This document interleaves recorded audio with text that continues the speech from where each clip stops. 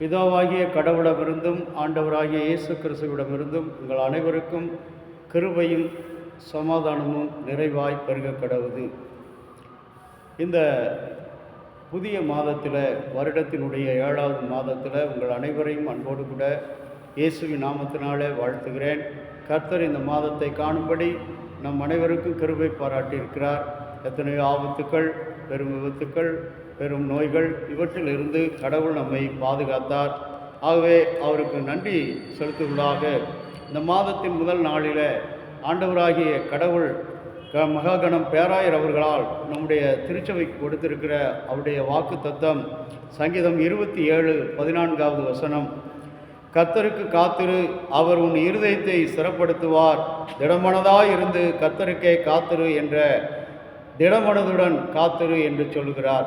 இன்றைக்கு எல்லோரும் காத்திருக்கிற வாழ்வை விரும்பாத ஒரு வாழ்க்கையில் வாழ்ந்து கொண்டிருக்கிறோம்.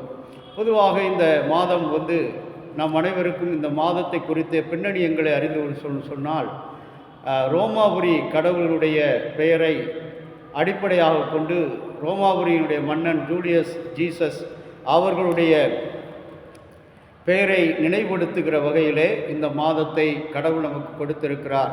பொதுவாக இந்த மாதம் நமக்கு ஒரு ஆற்றல் மிகுந்த மாதமாக, வல்லமை நிறைந்த ஒரு மாதமாக, செழிப்பு நிறைந்த ஒரு மாதமாக, சந்தோஷமும் மகிழ்ச்சியும் செழிப்பும் உள்ள ஒரு மாதமாக கொண்டாடப்படுகிறது. ஆகவேதான் இப்படிப்பட்ட புகழ் வாய்ந்த பெருமை மிக்க ஜூலை மாதம் ஆண்டினுடைய 7வது மாதம். இதை லத்தீன் காலண்டரிலே பார்க்கும்போது இது 5வது மாதமாக பயன்படுத்தப்பட்டு வந்தது. இன்றைக்கும் அன்புக்குரிய இறை மக்களே, இந்த 7வது மாதத்திலும் ஆண்டவராகிய கடவுள் திடமனதுடன், என் அன்பு மகனே மகளே, நீ எனக்காக காத்து கொண்டிரு, இதுவரை நான் உன்னோடு கூட இருந்தேன். திடமனம் என்று சொல்லும் பொழுது அந்த திடமனம் என்கின்ற வாழ்க்கை விசுவாசத்தில் நாம் திடமனதாக இருக்க வேண்டும்.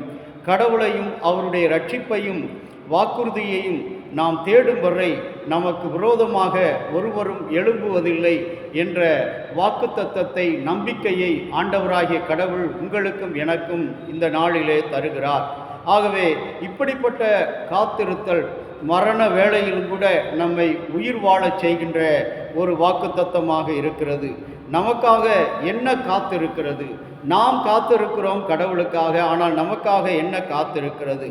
ஆண்டவருக்கு காத்திரு, அவரை நம்பு, அவர் தமது வழிகளில் நமக்கு ஜெயமும் நம்முடைய ஜெபங்களுக்கு பதிலும் கொடுக்கிற ஆண்டவராக இருக்கிறார். நம்மை உயர்த்தவும் அவர் வல்லவராக இருக்கிறார். இந்த வாக்குத்தத்தம் நேரடியான நம்பிக்கையை நம்முடைய உள்ளங்களிலே ஆண்டவர் வைக்க ஆண்டவர் விரும்புகிறார்.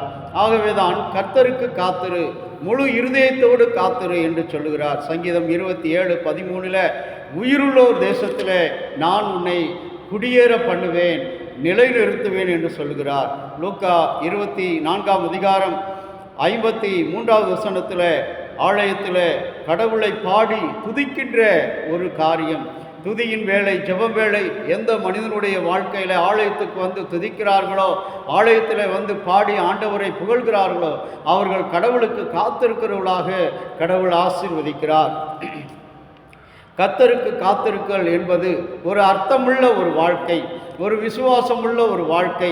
இன்னல், துயரம், துன்பம் எல்லா நேரத்திலும் நம்முடைய வாழ்க்கையை எடுத்து கட்டுகின்ற ஒரு வாழ்க்கை, வல்லமை கொடுக்கின்ற ஒரு வாழ்க்கை, சோர்ந்து போகாத ஒரு வாழ்க்கை, துயரத்திலிருந்து நம்முடைய வாழ்க்கையை இன்பமாக மாற்றுகிற ஒரு வாழ்க்கையைத்தான் கர்த்தருக்கு காத்திருக்கிற வாழ்க்கை என்று இந்த நாளிலே பெற்றுக்கொள்கிறோம். ஏசாயா 40ஆம் அதிகாரம் 28 முதல் 31வது வசனம் வரை புதிய பலத்தை, ஒரு புதிய வல்லமையை ஆண்டவர் உங்களுக்கு தருவதாக வாக்கு கொடுக்கிறார். கடவுள் விரும்புகிற ஒரு மனிதனாக இன்றைக்கு நீங்களும் நானும் மாற வேண்டும். நாம் இதுவரை 6 மாதங்கள் எப்படியெல்லாம் வாழ்ந்திருக்கிறோம், என்னவெல்லாம் நம்முடைய தீய காரியங்களுக்கு நம்மை ஒப்பு கொடுத்திருக்கிறோம். ஆனால் இந்த நாளிலே, இந்த 7வது மாதத்தில் ஆண்டவர் எனக்காக என் அன்பு மகனே மகளே காத்திரு என்று சொல்கிறார். இந்த மாதத்தில் நான் உன்னை ஆசீர்வதிப்பேன் என்று சொல்கிறார். சங்கீதம் 25:3வது வசனத்தில் கர்த்தருக்கு காத்திருக்கிற மக்கள் ஒருபோதும் வெட்கப்பட்டு போவதில்லை. இன்றைக்கு மனிதன் உலகத்தில் எடுத்துக்கொண்டு சொன்னால் அவசரமான உலகம், வேடிக்கையான உலகம், நிரந்தரமில்லாத ஒரு உலகம். இதில் காத்திருக்கிற வாழ்க்கை அநேகர் வெறுக்கிறோம். காத்திருக்க என்னால் முடியாது, அவருக்கு என்ன என்று சொல்கிறார்கள். ஆனால் கர்த்தருக்கு காத்திருக்கும் போது நீ வெட்கமடைய போவதில்லை. சங்கீதம் 37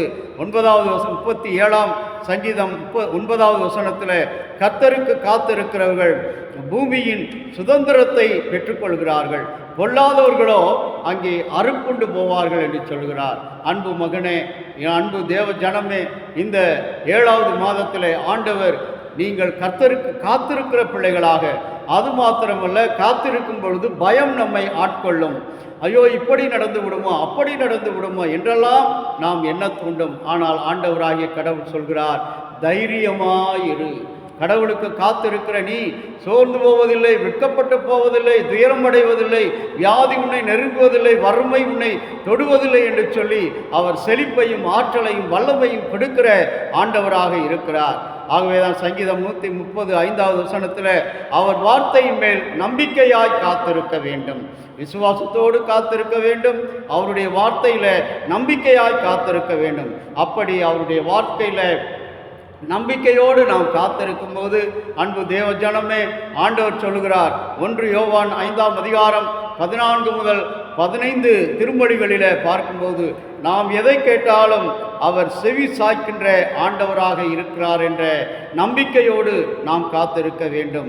இன்றைக்கும் கூட அன்புக்குரிய இறை மக்களே, கடவுள் மீது காத்திருக்கும் போது, கடவுள் மீது நம்பிக்கை வைத்து விசுவாசம் வைத்து அவருக்காக காத்திருக்கும் போது நாம் அசைக்க முடியாத ஒரு கண்மலையைப் போல இருப்போம். இந்த மாதத்தில் நமக்கு விடுதலை தருகிற ஒரு மாதமாக, செழிப்பின் மாதமாக, வல்லமையின் மாதமாக, ஆற்றலின் மாதமாக, விடுதலையின் மாதமாக இந்த ஆண்டினுடைய 7வது மாதத்தை கடவுள் கொடுத்திருக்கிறார்.